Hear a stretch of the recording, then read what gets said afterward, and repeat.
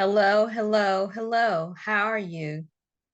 I hope all is well with you, and welcome to the eighth educational moment for Pivotal Solutions Management's ABCs of Investing series.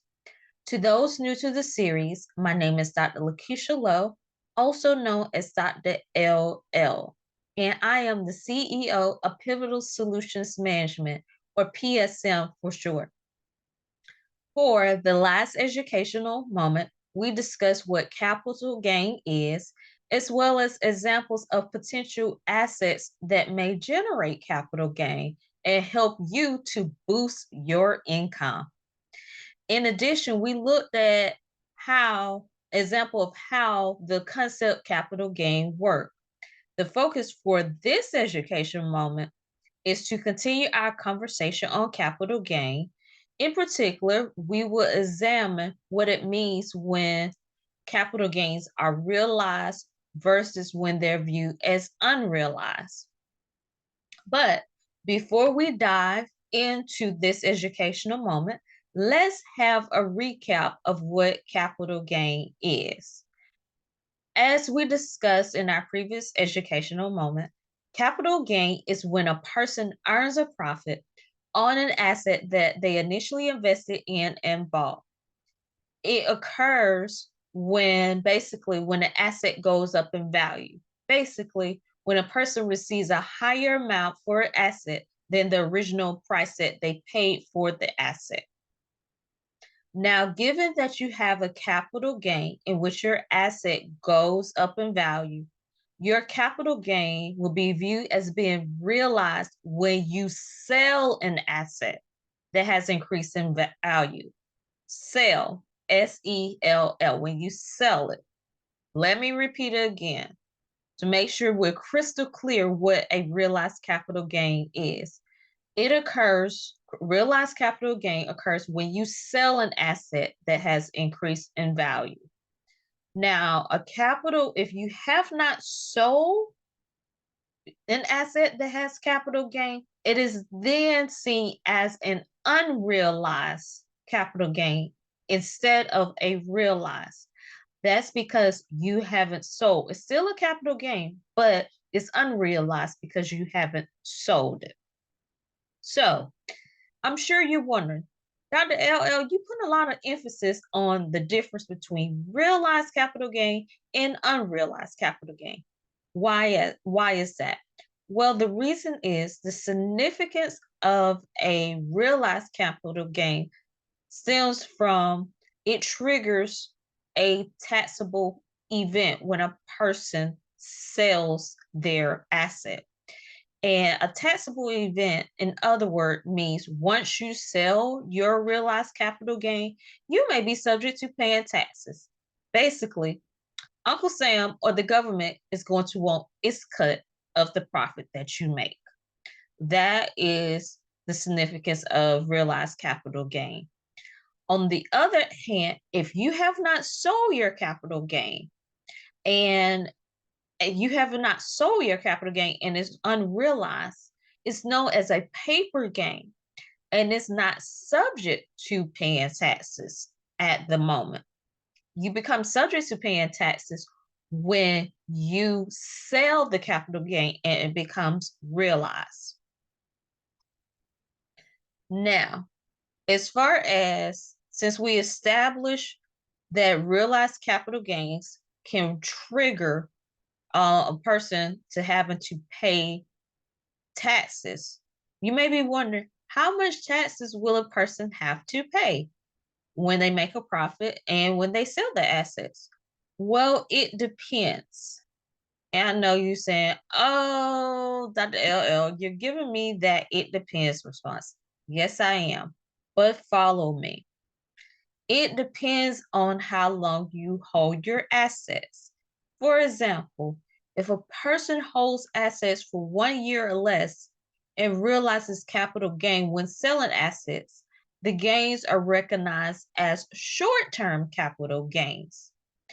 Now, taxes for short-term capital gains are based on a person's ordinary income tax rate or tax bracket. And just to let you know, ordinary income tax rates vary from 10%, 12%, 22%, 24%, 32%, 35%, and even 37%. And these tax rates are dependent on a person's yearly income as well as their filing status. And maybe other factors that play a part in determining what the tax rate, but we're just keeping it simple. So basically look at ordinary income tax rate, like tax rate that's used when an employee is trying to determine how much taxes they have to pay on their earned wages. Now, on the other hand, if a person holds assets for more than 1 year and realizes capital gain when selling assets, the gains are recognized as long term capital gains. So, long term capital gains, the taxes for these type of gains are taxed at a lower rate than short term capital gains. And their rates vary from 0%, 15%, or 20%.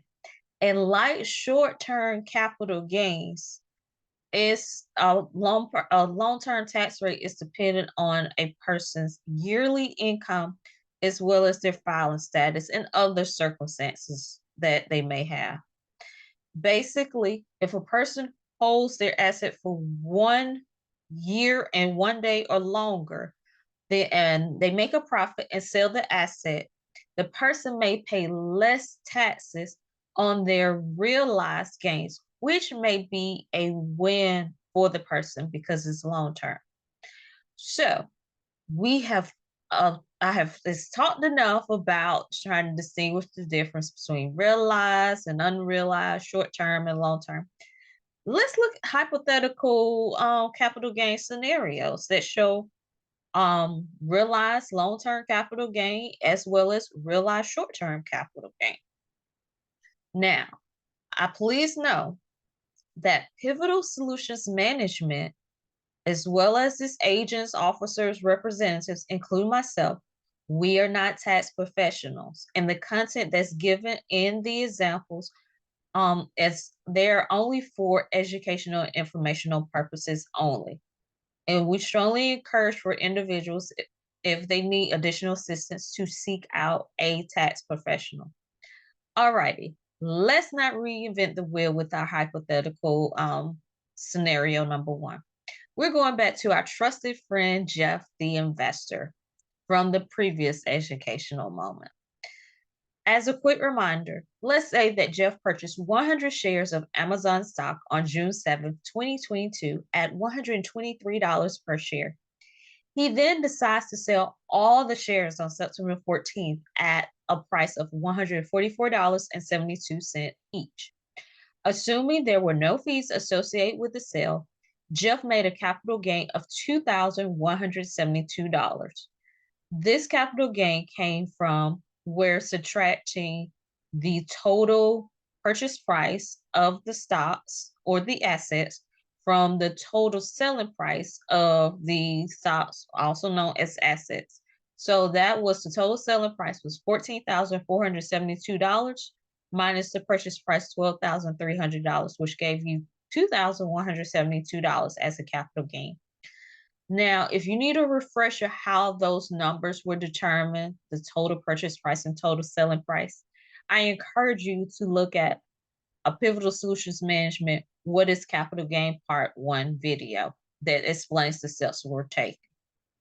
So, based on Jeff having a capital gain of $2,172 as well as his purchase and selling dates, was Jeff's capital gain a realized or unrealized capital gain? Also, was it a short term or was it a long-term capital gain? Those are good questions to figure out. Let's see. If you remember from the previous educational moment, Jeff's capital gain was a realized capital gain. The reason is he made a profit on his 100 shares of Amazon stock and sold them. When you sell an asset, that triggers, remember, realized triggers a taxable event. Now, it's also a long-term gain. The reason being, Jeff held his 100 shares of Amazon stock for more than 1 year, approximately 1 year, 3 months, and 7 days. So the holding period means that Jeff's capital gain represents a long-term capital gain because long-term capital gains you must hold for more than 1 year. So, okay. So Jeff is ready to calculate his estimated federal taxes for his long-term capital gain. But before he could figure this out, he needs two pieces of information. One, his yearly income, and two, his filing status. Based on the scenario, Jeff's yearly income is $80,000, and he files income taxes as a single person. So using those two pieces of information, we find that his tax rate will be 15% for his long-term capital gain. That comes from with him being single and having an income that lands between the ranges of $44,626 and $492,300. That makes him to fit in that 15% tax rate for long-term capital gain. Now, if you have a different yearly income and or filing status, you may review the references that we will be given along with this video to see where you would fit in according to the tax rate. Or please feel free to seek out a tax professional to assist you. So, based on Jeff having a realized long-term capital gain of $2,172, as well as being subject to a 15% tax rate, the following step will be done. Multiplying the two numbers times each other to calculate and determine how much Jeff may be subject to paying in federal taxes. When multiplying $2,172 times 15%, or 0.15 as a decimal, we get $325.80. Or if you round to the nearest dollar, that's $326. So Jeff may be subject or can anticipate having to pay $326 for the realized long-term capital gain that he had when selling the 100 shares of Amazon stock. Now, I have another question for you. Would Jeff's capital gains still be realized? Would still be a realized long-term capital gain if he still had a capital gain of $2,172 when selling the 100 shares of Amazon stock, but he bought the shares on June 7th, 2022, and then sold the shares on June 1st, 2023. Will it still be a realized long-term capital gain? Let's see. Well, Jeff's capital gain would still be realized because he sold it. That triggered a taxable event. However, it would not be a long-term gain. The reason being, if you count the time from when he purchased to when he sold it, it represents less than 1 year. And remember from the previous slides, short-term capital gains constitute when you hold an asset for 1 year or less, and he held it for less than a year. So it's time for us to estimate his federal taxes for a short-term capital gain. Again, we will need to know Jeff's yearly income and his filing status. And we know that Jeff's yearly income, $80,000, and his filing status, as a single person. Now, based upon that, we won't look at the tax brackets for based on a long-term capital gain. What we would do, we would look at it based on short-term, aka ordinary income. And based on that information, Jeff falls within the range of $44,726 and $95,375 for a single tax filer. So his tax rate would be 22% for his short-term tax for his short-term capital gain. Now, based on Jeff having a realized short-term capital gain of $2,172, as well as being subject to a 22% tax rate, the following step will be done. Multiply the two numbers times each other to calculate and determine how much Jeff may be subject to paying in taxes.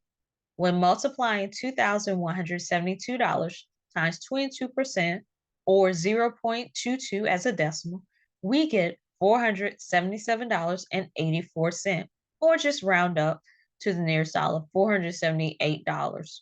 So Jeff may anticipate paying $478 for the realized short-term gain that he had when selling the 100 shares of Amazon stock.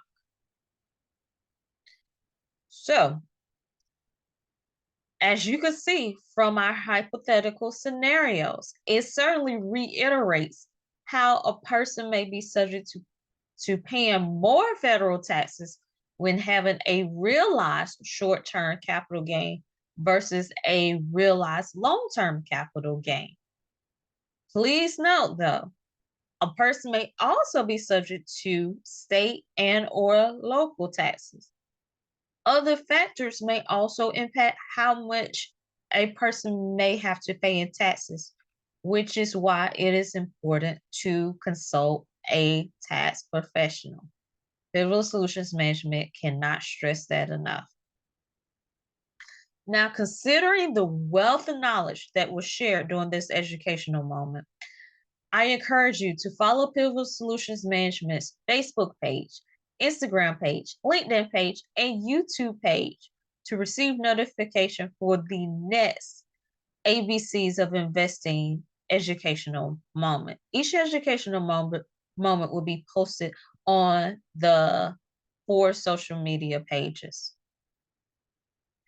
Now, if you want to go beyond just what the ABCs of Investing series and get more personalized insight on potential ways to boost or increase your income, use Pivotal Solutions Management's Calendly link to schedule a complimentary assessment and consultation. You may also email Pivotal Solutions Management at info, I-N-F-O, at the T-H-E, pivotal, P-I-V as in Victor, O-T-A-L, solutions, SOLUTIONS.com. That is info at thepivotalsolutions.com. As noted earlier, if you want to get additional information about the different tax brackets and tax rates, these are the references you may consider, or more information about capital gain. Please feel free to look up the information given on the screen. And if you found this educational moment or any of the previous educational moments insightful or helpful, click on that like button or leave a comment. Your feedback is certainly appreciated and valued. As always, I am yours truly, Dr. Lakeisha Lowe, also known as Dr. LL, and I am with Pivotal Solutions Management, and I encourage you to stay motivated, determined, driven, and prayerful with everything that you do. My hope is that you enjoy the rest of your day, and remember that financial literacy can change the outlook for your family, future generations, and you. As always, I wish God's blessings upon your family and you.